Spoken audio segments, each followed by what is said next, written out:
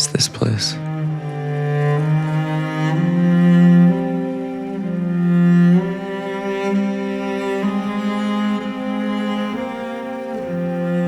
That fucking cornfield we got lost in for hours. Those pumpkin beers I'll never forget, rimmed with the sugar.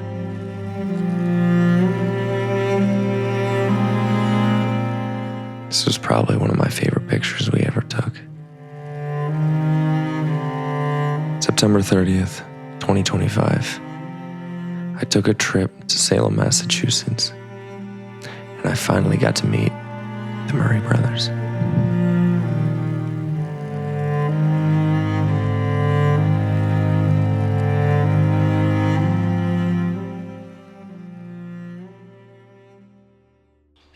This small Puritan town wrote one of the darkest chapters in American history.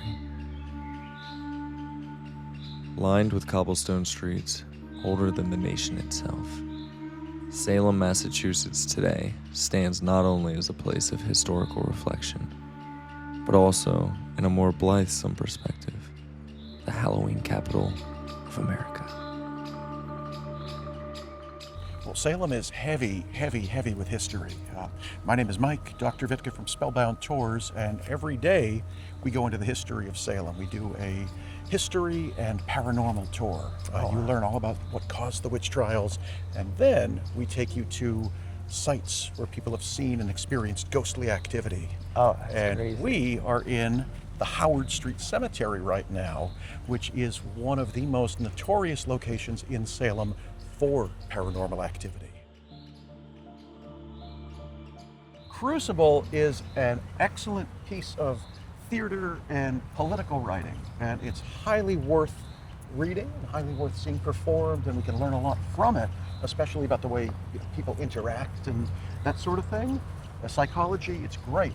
Drama, it's great, but it's not actually the way the witch trials went down.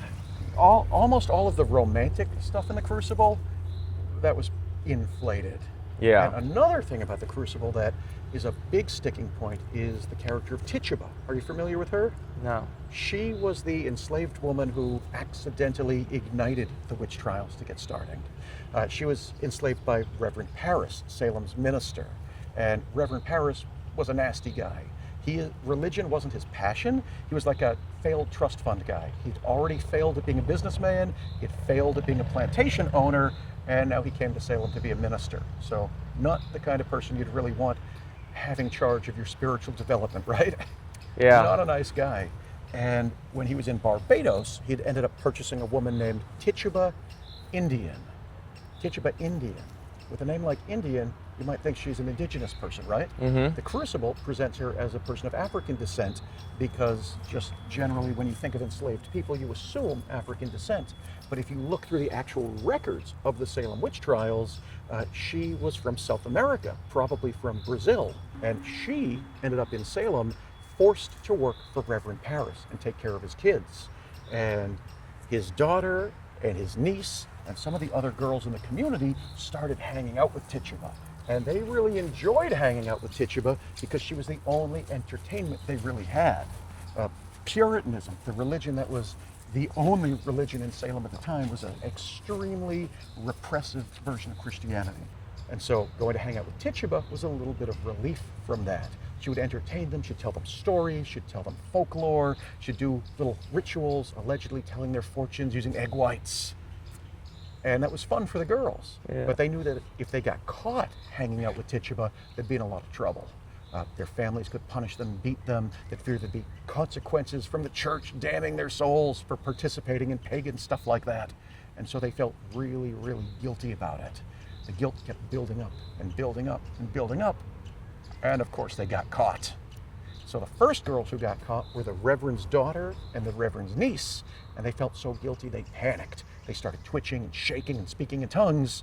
And nowadays we know that stress can bring on physical symptoms, right? Yeah. Hysteria. But the ignorant doctor who'd examined these girls, he couldn't figure out what was wrong with them. He couldn't figure out why they were acting so strangely. And he just said they'd been bewitched. And then the whole thing snowballed from there. Kids in the community word got out that they could finally start to act out a little bit as long as they said that they had been under the power of a witch. Okay. And it took off. And then there were selfish people in the community who decided to use the witch trials for their own greedy purposes and forwarding their own careers and their own agendas. Good way to get back at the neighbors and steal stuff, right? But the really horrible thing about the witch trials is even the people who were using it for greedy, selfish purposes, in the back of their mind, believed that there were evil witches out to get them.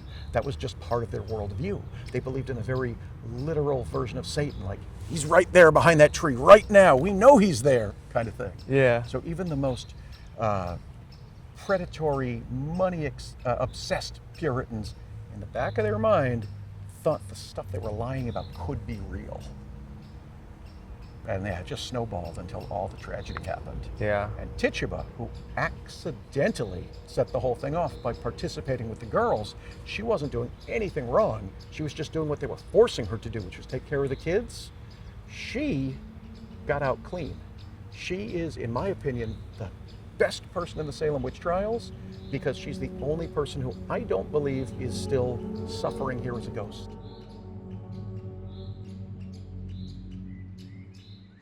Tell me what you know about the Murray brothers. What do I know about the Murray brothers? They're looking right at me. They're going to murder me.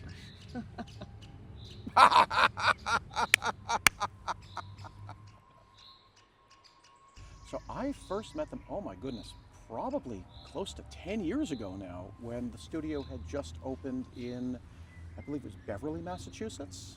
And I knew them through somebody who knew them who was working at the Magic Parlor, which is where I was selling tickets for the Spellbound Tours Ghost Tour, which is where you can still get Spellbound Tours Ghost Tour tickets. And she was telling me about how good their work was and how cool they were and how I should go there for a tattoo. And I needed a tattoo done, and I needed a big one because it was a cover-up. And they don't usually do cover-ups, but they were able to come through with something incredible. It was something I had tried to do myself, thinking, oh, I can draw pretty well, I can be a tattoo artist. And I learned the hard way that that is absolutely not the case. You need to go to a professional. And so on my leg, right up here, there was this really horrible, sketchy skeleton that I'd done myself, self-inflicted on my leg. And it was supposed to look like Blackbeard the Pirate's famous flag, but instead it looked like the worst, shakiest version of the Social Distortion logo. It came out terribly. And they were able to fix it and put a huge, huge head of a gray alien, one of the classic abduction aliens. And you can't even see what was beneath it, and it is phenomenal. But yeah, the shop was it was such a beautiful setting. It had like dripping candles everywhere and antique books. It was like a perfect version of like a Universal Monsters classic Dracula castle. And that was just such a beautiful location to get the tattoo in. And if you want, I can show you the alien. Yes, please. We need to see that. All right. All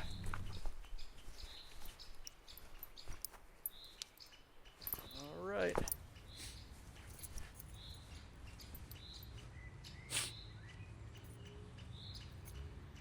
Oh, that's so cool. And look at that. The little woman getting abducted right up into the saucer. That's And amazing. there he is, like looking right into your soul. Yep. I love him. He's one of my favorite tattoos.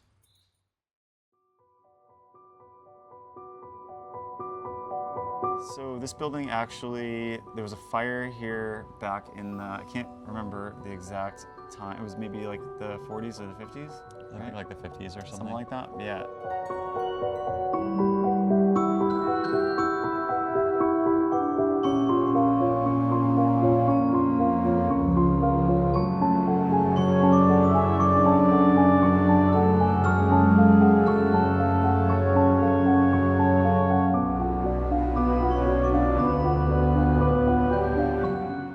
The space was absolutely nothing, just a burnt ceiling and some like, white walls. And so we had a blank canvas. And so the billet was really fun because it was a chance for us to able to like use our imaginations and turn the space into kind of like exactly what we wanted it to be.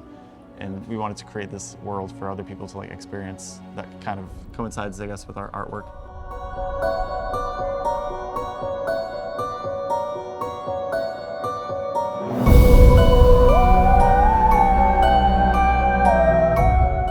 Black Veil started off, I think, with Ryan.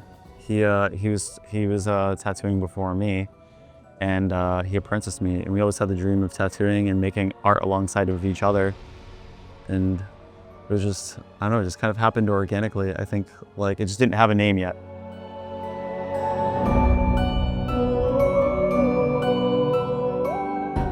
So I started tattooing before Matt, and then I apprenticed Matt while he was in school for film and video. And as soon as he was ready to start tattooing is when we started the Black Veil. But he was still also working in Salem at the Brook House while he was learning the tattoo. So he would tattoo some days and still kind of work at the Brook House other days. It was too, such a wild time. It was like a transition period where he would tattoo and also work at this other place. And then eventually he felt like comfortable enough to just only tattoo. You know, he had enough clients, and yeah, that just started taking off. Yeah. We got making art together, and Ryan had the front room at our first studio. It was just the two of us. We didn't have like a front door person or anything. And I had the room in the back, and I was taking more of like the walk-ins because Ryan already had developed like a name for himself and had his own like clientele. And I, over time, I think I started kind of building off clientele and also tattooing some of the people that you have tattooed previously. And we started doing some collaborative works. And yeah, just. But you would never know that I started for him, you know? He learned so fast, and it just. But also, like, happened we're always so together. quickly. We do everything together, and it's always been that way. We've always like been multimedia artists, making like, you know, like little films together and paintings and sculptures and that kind of thing. So I think like just always being together and very hands-on. Ryan just like was able to teach me like a little bit quicker because we spend our every moment together, you know. So.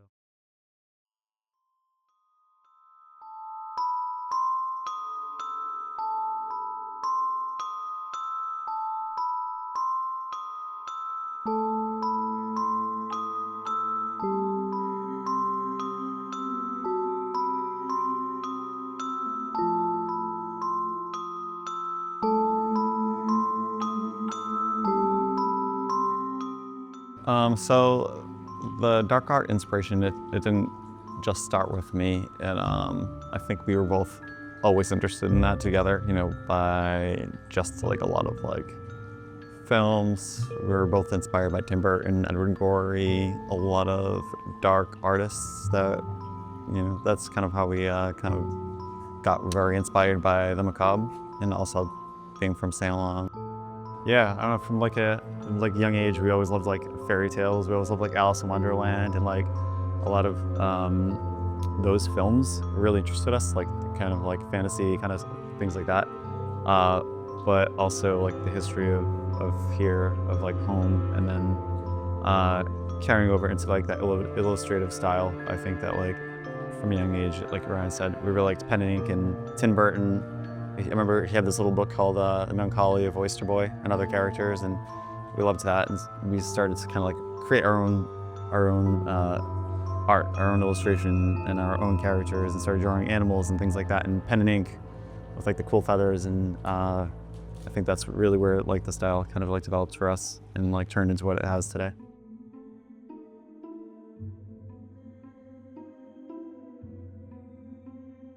Remember, we used to live, when we lived with our mom, we would stretch out canvas that was like unframed and just like nail it to the wall. And these would be like 8-9 foot like stretched canvas like to the wall. We just paint on it, and one of us would start at one end, or we'd like just Switch off. Yeah.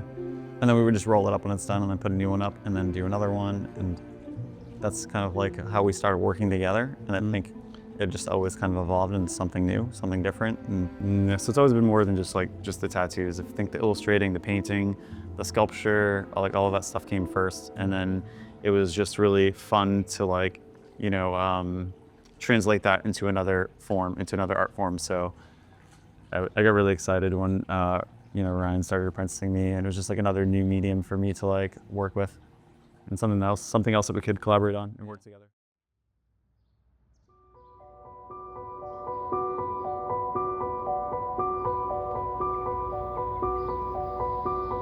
Nestled right across from the infamous witch trial house, another part of the Murray story lives.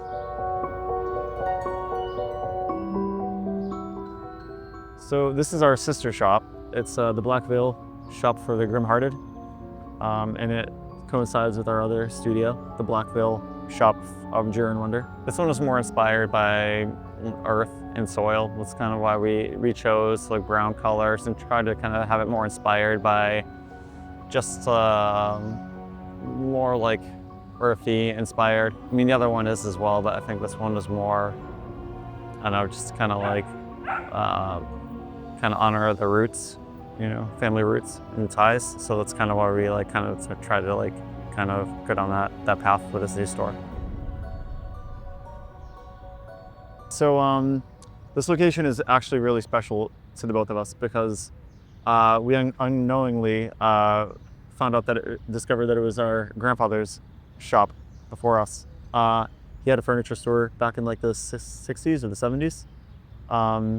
Yeah, our uncle, he's the one that told us about that, told us about that, yeah. So that was super cool, you know, that we had some family ties to the space.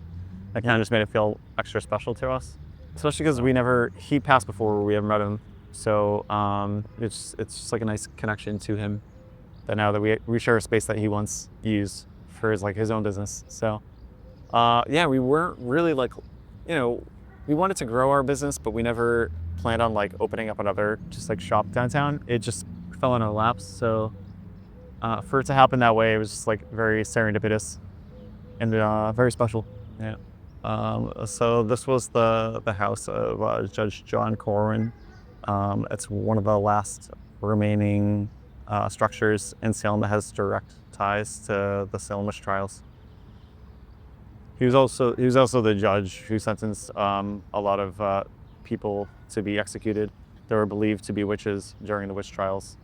Well, I think when people come to visit Salem, they think of the Salem Witch House, and you know it stands out. It's a black house right on the corner, and it has those direct ties to that time, so it's very recognizable. And yeah, I think it kind of like, I don't know, it embodies a lot of the Salem history, which we like to work into like a lot of our illustrations and a lot of our tattoos, because we are from Salem and we're artists in the city. So I don't know, it's almost like a little bit of a stamp on our work, which we like to share with people.